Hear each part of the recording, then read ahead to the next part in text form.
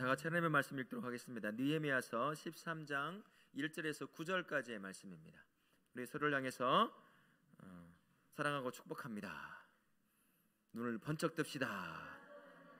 눈을 번쩍 뜹시다. 밥 먹고 나서 지금 날씨도 덥고 노긋노긋한 그런 때인데요. 놀라운 소식 하나 전해드리도록 하겠습니다. 사람이 많은 능력을 갖고 있는 것 같잖아요, 그죠? 그 사실 놀랍기도 해요. 사람이 우주를 나가고 탐사를 하고 우리 인간으로서는 살아있는 동안 가보지도 못하는 그런 행성을 탐사하고 하는 이런 것들을 보게 되면 참 사람 대단하고 놀랍다라는 생각이 들지 않을 수 없습니다. 야, 정말 누구 말처럼 무한한 능력을 가지고 있는 게 사람이 아닌가 하는 생각을 할 때가 있다는 것이죠. 제가 하나 뭘 드릴 테니까 무엇을 의미하는지 한번 맞춰보세요. 24분 11초 24분 11초. 제가 화장실 가 있는 시간이 아니에요. 24분 11초. 저도 상상이 안 가요. 이게 누구냐면요, 크로아티아에 있는 잠수부가 아무런 장비 없이 맨 이 얼굴로 물속에 들어가서 참은 시간이 24분 11초랍니다. 2분 40초 011초가 아니라 24분 11초. 그가 말하기를 10분쯤 됐을 때 공포가 찾아오더래요. 죽겠구나. 그러나 잠시 참으니까 평안함이 오더래요. 우리한테는 평안이는커녕 나달라라 하면서 바로 올라올 텐데 10분이 뭐예요? 1분도 놀라가지고 못 참을 텐데 24분 11초 기네스북에 올라와 있는 기록이에요. 상상이 잘 안 가잖아요. 설교도 24분 길거든요. 설교 한 편 끝날 동안 물속에 들어가서 참고 있는다는 것이에요. 참 사람이 물고기도 아니고 굉장한 능력을 가지고 있는 것이 아닌가. 이 사람이 나이가 몇이냐면요, 2018년도에 했으니까 지금은 55세가 되는 거예요. 52세 때 그 일을 한 거예요. 놀랍잖아. 24분 11초. 이런 것을 보면 사람은 참 능력이 많고 못할 게 없는 것 같은 그러한 모습을 발견하게 되는 것이죠. 하지만 오늘 우리가 본문을 보게 되면 그게 얼마나 부질없는 기대고 소망인지를 찾아볼 수 있습니다. 오늘 말씀을 잠깐 요약해 보면 이렇습니다. 우리가 읽지 않았던 11절, 12절을 보게 되면 11절은요, 느헤미야가 예루살렘 성벽을 다 짓고 난 뒤에 2차로 성 안에, 성 밖에 있던 유대 백성들, 그곳에 원래부터 남아 있었던 농민들이라든지 그런 사람 포함해서 함께 포로로 끌고 갔다가 다시 귀환한 사람들도 성 밖에 거주하는 사람이 있었을 거예요. 그 사람들은 이제 안전하게 성 안으로 거의 다 이제 이주하도록 합니다. 그리고 나서 그의 명단을 쭉 나열하는 게 11장이에요. 12장은 귀환한 제사장들과 레위인들을 통해서 성 안과 성 밖에 퍼져서 살고 있는 유대 백성들에게 계속 율법과 말씀을 가르치고 제사를 드릴 수 있도록 계속 그들을 여기저기 파송해서 가르치는, 그리고 그런 일을 하게 한 사람들을, 명단들을 기록하고 있는 것이 바로 12장이라고 할 수 있어요. 그럼 오늘 13장에는 이제 계속해서 개혁이 이루어지는데 그 개혁이 이루어지는 원인이 있었습니다. 느헤미야가 사실 1년 동안 다시 바사제국으로 잠깐 소환을 받은 때였어요. 소환을 받아서 1년 정도의 시간이 이제 빈 것이죠. 느헤미야의 다스림이 1년의 기간 동안에 공백기가 생긴 거예요. 이날에 이 기간 1년 동안에 굉장히 큰 문제가 터져버리고 말았습니다. 민족의 정체성이 또다시 흔들리기 시작을 했어요. 왜 그러냐면 또 섞이기 시작한 거예요. 그 1년 사이에 그걸 못 참고 느헤미야가 잠깐 안 보이는 그 1년 사이에 언제 그랬는지 다시 주변에 있는 여러 나라에서 포로로 끌려와 있던, 그래서 정착했던 사람들과 다시 이제 섞이기 시작한 거예요. 그래서 느헤미야가 와가지고 율법책을 읽어보니까 암몬과 모압 사람들에 관한, 그 사람들은 절대 함께하지 마라, 성에 들이지 말라라는 말을 듣고 깜짝 놀라서 자신들이 1년 동안 섞어왔던 삶을 또 발견하게 된다는 것입니다. 더 큰 문제가 하나가 있는데요, 내주지 말아야 될 안방까지 내주는 일이 발생했어요. 내주지 말아야 할 안방. 성전 안에 중요한 하나의 공간을 우리의 영원한 악역 전담반 한 명 있잖아요, 도비야라고 하는 사람이 차지하게 내려놨어요. 놀라운 일이에요. 지금 그 사람은 끊어져야 할 사람인데 그 안에 가장 중심되는 곳에 떡하니 방을 하나 차지하고 있는 거예요.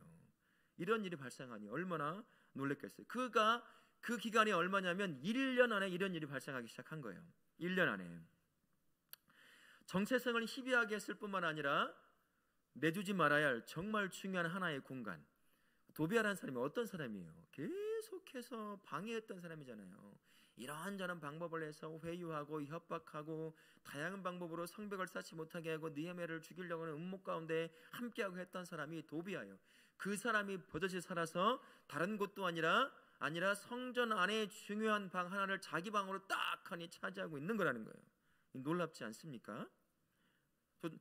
도비아는 이전에도 우리가 봤는데 6장 17절 19절에 보게 되면 인척관계를 적극적으로 활용했어요. 인맥을 이용한 거예요. 인맥을 이용한 거예요. 제사장이었던 엘리야십과 인척관계에 있어가지고 그 사람을 어떻게 구워 삶았는지 그 방 하나를 떡하니 차지하고 있는 거죠. 왜 도비아가 성전 안에 있는 중요한 방 하나를 차지했을까를 한번 생각해 봤어요. 왜 그랬을까? 아무래도 이 도비아라고 하는 사람은 정통 유대인 중에 한 명이었을 수도 있고, 아니면 유대인과 이방에서 끌려온 포로들과 섞여서 태어난, 우리말로 하면 혼혈 중에 둘 중에 한 명이었을 거예요. 여하튼 어느 쪽이건 유대인의 피가 섞여 있는 그러한 사람이었을 것 같아요. 그러니까 인척관계가 있는 거 아니겠어요? 근데 유대 사회에서 유대인이면서 자기 사회에서 출교를 당하는 건 죽음과 같거든요. 그냥 너 죽어라, 그냥 너 죽어라 이거예요. 자기 민족에게서 버림받는 건 그 문제가 아니라 전능하신 하나님의 선택받은 선민으로서의 더 이상 삶에 살 수가 없다는 의미거든요. 이게 죽은 거나 마찬가지라는 거예요. 이게 출교를 그렇게 무서워하는 거예요. 그래서 예수님 시대에도 예수님을 그렇게 따르고 그 기적과 놀라운 역사를 경험했음에도 불구하고 예수님을 죽이는 일에 가담했던 일이 바로 이러한 일들 때문이었어요. 예수님을 믿어도, 자기가 치료를 받았어도 함부로 내가 예수님을 믿습니다, 메시아라고 믿습니다라고 말할 수 없는 이유가 출교를 당할까 봐 두려워서 그러는 거예요. 아무래도 도비아는 그런 것이었던 것 같아요. 출교를 당하면 이제 진짜 끝이에요. 이 사람이 발 디딜 틈이 없는 거예요. 어디 가서든지 기댈 곳이 없는 거죠. 그러니까 인척관계를 적극 이용해서 성전의 중요한 방안을 딱 차지하고 있었을 것이고, 또 한 가지로는 느헤미야가 조금 방심하는 틈, 1년간에 비어있던 그런 틈을 이용해서 자기가 느헤미야가 오기 전에 누렸던 그런 것들이 있잖아요. 기득권이 있잖아요. 그것을 다시 차지할 기회를 보고 있었던 것 같아요. 1년이라는 시간 안에 일단 방을 가장 중심적인 곳에 와서 방을 하나 딱 차지하고, 그 다음에 자신이 아직 살아있다, 나 아직 죽지 않았어, 나 살아있다고 이렇게 보이고 싶었던 것 같아요. 그래서 내가 자신이 정말 여전히 영향력 있는 사람, 봐라, 나 느헤미야에 있을 때 아무것도 못했지만 이젠 내가 지금 중요한 자리에 방 하나 딱 차지하고 있지 않느냐, 이렇게 보이면서 자신이 누렸던 그 기득권을 다시 한번 찾아보려고 하는 그러한 것이 있었을 것입니다. 여하튼요, 도비아는 끈질긴 생명력으로 남아요. 산발랏은 그 이상 안 나오잖아요. 이 도비아라는 사람은 끝까지 살아남아가지고, 그 영화에 그런 거 있잖아요. 악역과 이건 사람 다 죽었다고 생각했는데 이 반신불수가 되고 나서 마지막 한 방을 주인공에 날리려고 하는 사람, 그런 악역처럼 도비아가 여전히 살아서 떡하니 그 중에 있는 거예요. 그 방 안에. 느헤미야가 1년 만에 돌아와서 깜짝 놀란 거죠. 아니, 이방 민족과 결혼하고 있는 사람이 있고, 다시 돌려보냈던 사람을 끌어와서 또 안에 살고 있는 사람이 있는가 하면, 더 큰 놀라운 일은 성전 안에 중요한 방 안에 자기를 그렇게 죽이고 이 놀라운 역사를 방해했던 도비아라고 하는 사람이 떡하니 방 하나를 차지하고 있으니 느헤미야가 얼마나 놀랐겠어요. 그 방 안에 있는 모든 도비아의 짐을 전부 다 밖으로 내던져 버리고 원래 있었어야 할 그 모든 물품들은 다시 한번 다 집어 넣는 것입니다. 그래서 다시 한번 회복시키시는 것이죠. 1년이라고 하는 짤막한 기간 안에 이스라엘에서 그만큼 어려움 가운데 성벽을 이루고, 그래서 다시 한번 정체성을 회복하고 율법을 통해서 얼마나 우리가 큰 죄악에, 조상들의 죄악 가운데 우리가 놓여 있었는지를 회개하며 다시 한번 개혁을 이루었단 말입니다. 근데 1년이라고 하는 짤막한 시간 안에 이스라엘 백성들이 전부 다 다시 원위치로 돌아가든지 아니면 더 악화된 상태가 돼버린 것이에요. 도비아에게 가장 중요한 방안을 내주는 그런 모습을 통해서 말입니다. 그래서 9절의 말씀을 보면 느헤미야가 이렇게 말해요. 심히 근심하여 라는 표현이 있어요. 1년이라고 하는 시간은 그렇게 길지 않은 시간이에요. 그 개혁의 여운이 여전히 남아있을 만한 그러한 시간인데 그 시간 안에 순식간에 더 악화되는 그러한 상태에 빠지고 말았다는 것입니다. 그래서 느헤미야는 다시 한번 개혁을 일으키게 된다는 것이죠.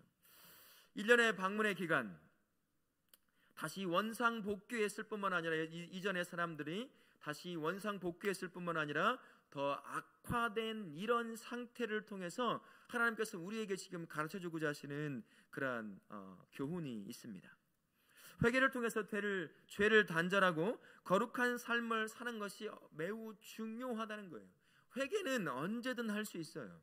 그러나 회개만이 성도가 살아가는 삶의 다가 아니라는 거예요.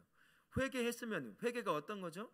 가던 잘못된 길을 다시 돌이켜서 바르게 가야 할 그 길에 다시 돌아와 바로 그 길을 살아가야 하는 게 삶이거든요. 회개라는 삶이에요. 근데 돌이키기만 하고 좀 있다가 다시 옛날의 삶으로 돌아간다고 한다면 그건 거룩한 삶을 살아가는 것이 아니라는 거예요. 오늘 말씀이 첫 번째로 우리에게 가르쳐주는 것이 바로 그겁니다. 성도가 회개하여 죄를 내려놓았다고 한다면 다시 그 죄를 붙잡고 살아가서는 안 된다는 것입니다. 거룩한 삶을 사는 것이 중요하다는 거예요. 더 중요한 것은 이 거룩한 삶을 오늘 살았다고 끝나는 것이 아니라 내일 또 허락하실 삶에도 똑같이 살아낼 수 있어야 한다는 거예요. 이게 거룩한 삶을 유지할 수 있어야 한다는 거예요. 오늘 하루 살고 하루살이처럼 하루 살고 마는 게 우리가 아니잖아요. 하나님 또 생명을 내일 허락하시면 내일도 성도로서의 삶을 살아야 합니다. 그래서 이 거룩한 삶을 지속적으로 유지하는 게 굉장히 중요하다는 거예요. 그게 1년이 될지 10년이 될지 하나님 앞에 가는 그날까지 될지 우리는 몰라요. 하나님 부르시는 그날까지 우리 이 거룩한 삶을 계속 유지해 나가야 합니다. 그 거룩한 삶의 유지에 가장 중요한 것은 주의 말씀을 항상 가까이 하는 수밖에 없어요. 계속 주의 말씀을 통해서 그 말씀을 비춰서 나를 계속 바라볼 수 있어야 돼요. 말씀이 나를 뭐라고 말하는지, 내가 어떻게 살라고 말씀하시는지 계속 듣고 삶을 적응해보고 부딪혀보고 아니면 회개하고 이런 과정을 계속해서 살아가는 것이 거룩한 삶을 살아가는 유지시키는 삶이라는 것입니다. 또한 기도의 삶을 통해서 하나님의 뜻이 나의 욕망보다 앞서게 항상 해야 되는 거예요. 기도하면서 하나님의 뜻이 뭡니까? 하나님의 계획이 뭡니까? 오늘 주님께서 나에게 주시는 마음이 무엇입니까? 기도하면서 주신 그 말씀을 내가 하고 싶은 것, 내가 가고 싶은 것, 그 삶보다 항상 앞에 놓고 쫓아갈 때 그때 이 거룩한 삶이 유지가 될 수 있는 거예요. 넘어질 수 있어요. 그러나 그건 중요치 않습니다. 하나님은 회개라고 하는 길을 열어놓으셨으니까요. 그래서 또다시 넘어져서 또다시 일어나 회개함으로 일어나서 주의 말씀으로 또 나를 세워가는 것입니다. 그러면서 우리가 성화되어 가는 것이에요. 누가복음 11장 24절부터 26절까지 예수님께서 이렇게 말씀하십니다. 이에 가서 저보다 더 악한 귀신 7을 데리고 들어가서 거하니 그 사람의 나중 형편이 전보다 더 심하게 되느니라. 이렇게 주의 말씀으로 기도함으로 내 삶을 계속해서 거룩함으로 유지시키지 않는다고 한다면 귀신 들렸던 사람이 귀신이 쫓겨남 가운데 그 안에 자신의 인생 안에 영혼 안에 하나님으로 채우지 않으면 귀신이 돌고 돌다가 갈 곳이 없으면 다시 그 사람에게 돌아온다는 거예요. 그러나 어떻게 돌아온다고요? 더 악하게 7 귀신을 데려와서 그 사람을 더 악하게 만든다는 거예요. 우리의 삶도 마찬가지입니다. 내가 거룩이라고 하는 삶을 회개를 통해서 시작하면 그것을 유지해야 돼요. 최대한 넘어지지 않도록 말씀과 기도함으로 거룩함을 계속 유지해 가야 합니다. 하지만 어느 순간 넘어질 때가 있어요. 근데 이 넘어짐이 지속적이고 반복적이고 똑같은 상황 가운데 넘어진다고 한다면 어느 순간 이제 죄가 나의 습관화가 되는 것이에요. 그리고 내 의지로 이제 어떻게 할 수 없는 상태가 돼버린다는 것이에요. 그러니까 처음 회개함으로 돌이켰을 때 다시 그 죄로 빠지지 않도록 정말 하나님 앞에 말씀으로 기도함으로 나가야지, 또 넘어지고 또 넘어지면 어느 순간부터 이제는 나는 이것은 어쩔 수가 없어. 그리고 그 넘어지는 부분을 당연한 것으로 남겨준다는 거예요. 이것은 항상 내 마음 한켠을 마치 칼로 찌르는 것처럼 항상 있어요. 그러니까 신앙생활을 하는 게 이 넘어진 죄, 반복적으로 넘어진 죄가 남아있기 때문에 신앙생활을 하는 게 재미가 없어요. 항상 죄책감이 여기 한켠에 계속 남아있기 때문이에요. 우리 다 경험해요. 저도 마찬가지고 다 경험하고 있어요. 우리가 하루하루 삶이 매일같이 완전히 달라진 삶을 살지 않아요. 지난번에 말씀 한번 드렸잖아요. 거의 똑같아요. 거의 똑같아요. 왼수 같은 사람 오늘 만났고 내일 만나죠. 만나고 싶지 않은 사람 오늘 만났어도 내일 또 만나요. 가고 싶지 않은 곳 오늘 안 갔어도 내일 또 가요. 똑같은 상황에 항상 만나게 되는 거예요. 그러면 다른 말로 하면 내가 죄 짓는 것도 거의 똑같다는 거예요. 근데 그게 어느 순간 습관이 되면 거룩성을 유지하고 그것을 하나를 딱 죄의 영역으로 그냥 딱 내버려 두게 되는 거예요. 나는 어쩔 수가 없다 이거는. 그럼 그 한켠에 그거 남아있는 것 때문에 하나님을 믿고 예배하고 찬송하고 이거 하는 모든 것들이 즐겁지가 않은 거예요. 이게 이 죄책감으로 계속 남아있어서 건들거든. 내 마음을 건들고. 그래서 또 참 막 뜨겁게 말씀으로 뭐 찬양으로 기도로 나 이제 승리했다 하고 또 삶을 딱 살아가다 보면 또 막 문제가 만나게 돼요. 그 문제가 만나면 넘어지면 옛날에 그 내가 남겨두었던 그것이 또다시 나를 건들고 또 건들고 하는 것이 반복되면서 내 안의 죄성을 자극한다는 것입니다. 그러니까 우리가 이 거룩성을 유지하는 게 너무너무 중요하다는 거예요. 아멘? 근데 눈 좀 떠보세요. 아이고, 많이 드셨어요 점심? 그런데 더 중요한 것은요, 그렇게 애를 써서 살려고 하잖아요. 우리가 새벽기도 나오고 말씀도 읽고 또 오늘 회개하고 또 살려고 하죠. 근데 정말 우리가 고백할 수밖에 없는 건 안 되더라는 거예요. 내 힘으로는 안 되더라. 저도 고등학교 2학년 때 예수님을 만났거든요. 이제 여름 수련회 마지막 날 기도회 때 대략 보니까 40년이 넘었어요. 아니 30년이 넘었어요. 30년 예수님을 만나고 동행한 지가. 근데 내 힘으로 하나님이 살라고 말씀하신 그 성도의 거룩한 삶을 사는 게 안 돼요. 은혜를 받고 이제는 내가 홀리해졌으니 누굴 만나도 어느 상황에 놓여도 내가 뭐든지 다 믿음으로 이기고 살아갈 수 있겠구나. 아니더라고요. 속세와 떨어져가지고 4박 5일 동안 부흥의 삶 해가지고 있어도, 그래서 막 이 머리에 막 하얀 노란 띠가 생길 정도로 이렇게 거룩해져 있어도 막상 삶의 현장을 탁 돌아서면 나만 그렇게 돼 있지 환경은 그렇지 않거든요. 그럼 옛날에 가라앉아 있던 것을 다시 올라오면서 나로 하여금 죄 가운데 놓이게 만들더라는 것이에요.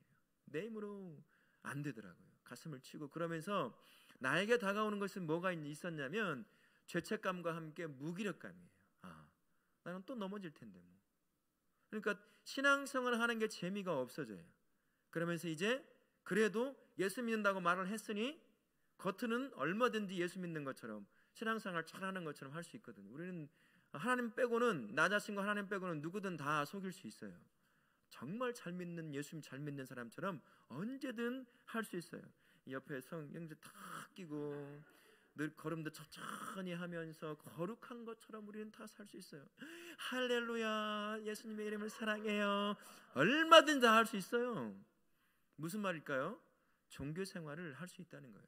근데 더 무서운 건 그게 내 삶에 굳어져 버린 게 더 무서운 거예요.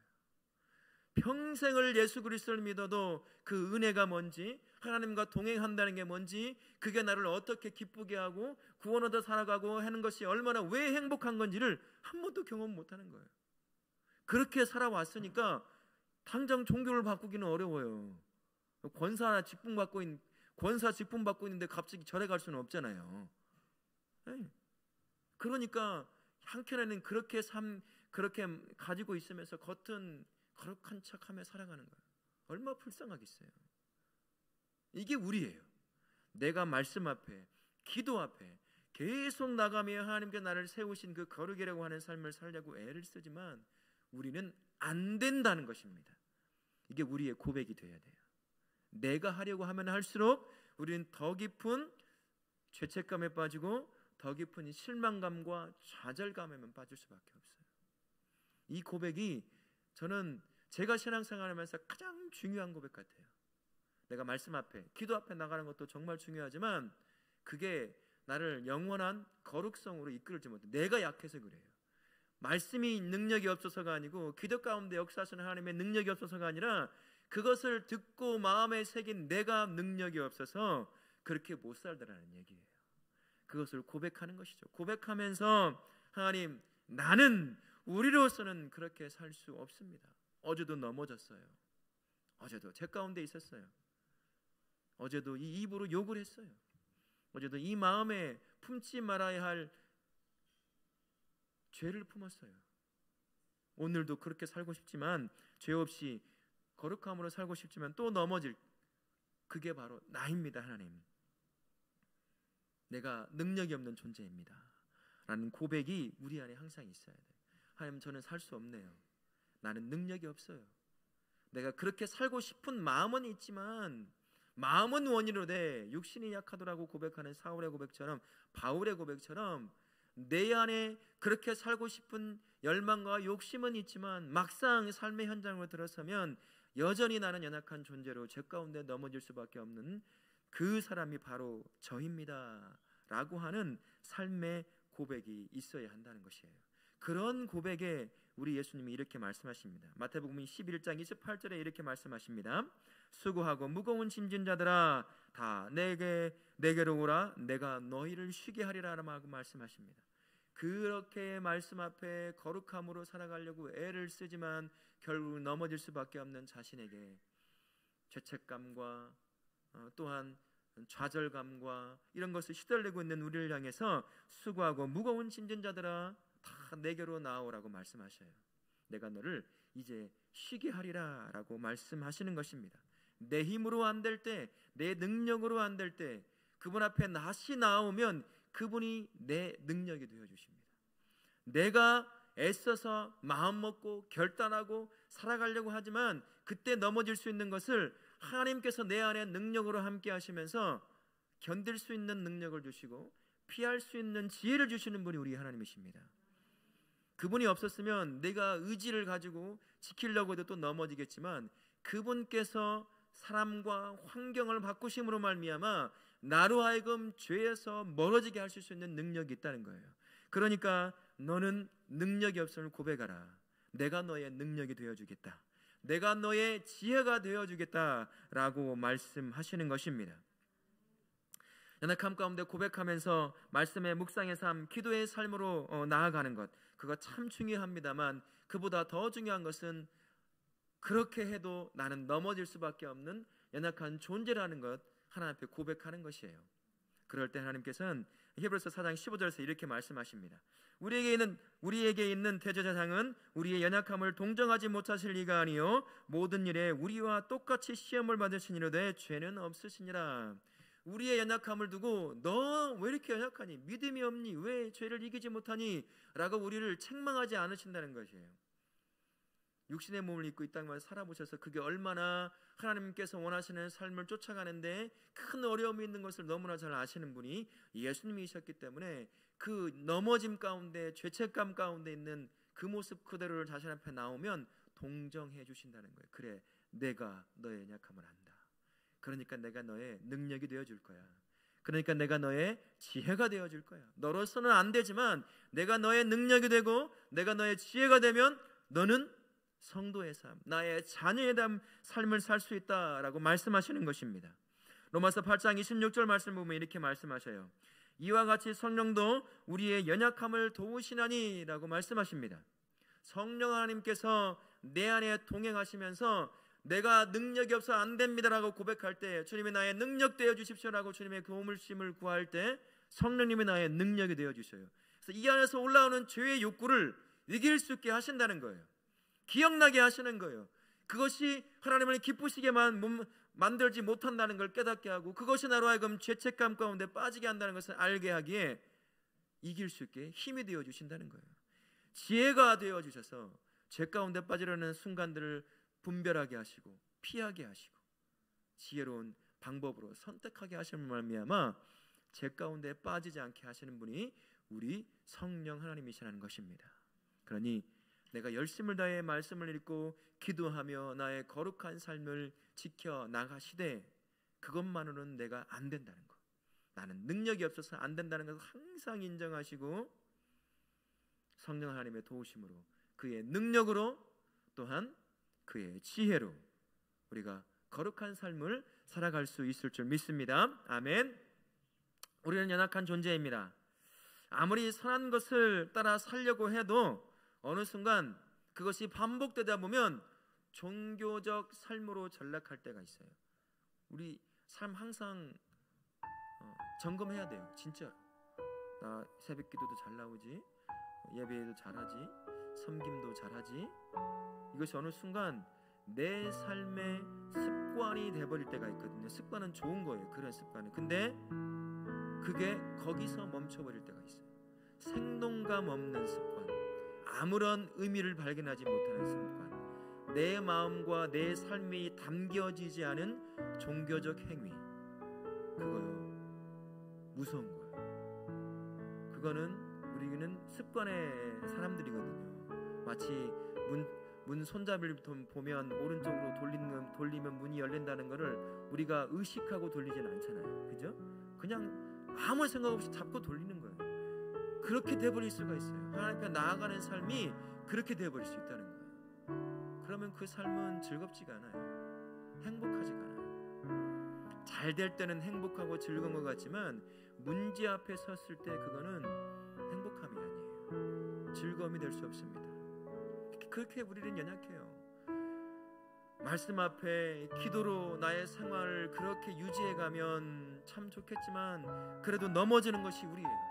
또 그렇게 해서 꾸역꾸역 거룩한 삶을 지켜나가면 어느 순간 종교인으로 전락해버리는 것이 또한 우리의 삶이에요. 이도 저도 못하는 게 우리 삶이라는 거예요. 내 능력으로 살 때는 그렇다는 겁니다. 내 능력으로 살다 보면 아무리 거룩한 삶을 살려고 해도 넘어지는 게 나고, 또 겨우 거룩한 삶을 지켜내도 어느 순간 내가 빠지는 것은 습관화된 종교인의 삶으로 빠지는 게 저와 우리의 삶이라는 것입니다.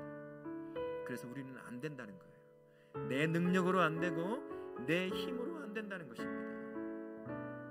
우리는 우리 능력으로 사는 게 아니에요. 이제 하나님의 자녀가 되었고 그 자녀됨의 권세를 누리는 자라고 한다면 이제는 내 능력, 내 경험으로 살아가는 존재가 아니라 성령의 능력과 성령의 지혜로 살아가는 것이 성도의 삶이라는 것을 잊지 않으시길 바랍니다. 그분 앞에 계속 엎드리며 도움을 청하셔야 돼요.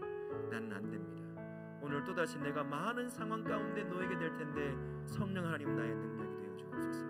내 안에서 올라오는 죄성, 이 죄성을 끊임없이 자극하는 외부의 모든 환경 가운데서 내가 이겨나갈 수 있으면 좋겠지만 내 능력으로는 안 돼요. 성령님, 주님이 내 능력 되어 주셔야 돼요. 주님, 저는 우둔해서 무엇이 죄고 무엇이 나에게 이득이고 무엇이 선인지 분간하기 참 힘들어요. 성령 하나님 나의 능력과 함께 지혜가 되어 주세요. 이게 나를 살리는 것인지, 이게 나를 주님 앞에 더 가까이 가게 만드는 것인지, 아니면 겉은 화려한데 결국 나를 죽이는 것인지 분간할 수 있는 지혜를 저에게 주십시오. 주님은 나의 눈 되어 주시고, 주님은 나의 입이 되어 주시고, 주님은 나의 귀가 되어 주십시오. 그래서 주님이 기뻐하실 수 있는 그 삶을 선택하는 삶을 살게 도와주십시오. 오늘 하루 그렇게 거룩한 삶을 살아갈 수 있도록 인도해 주옵소서. 우리는 그렇게 나의 연약함을 고백하며 성령 하나님의 능력과 지혜를 구하는 우리 다음학교 모든 성도님 되실 수 있기를 예수님의 이름으로 축원합니다. 아멘.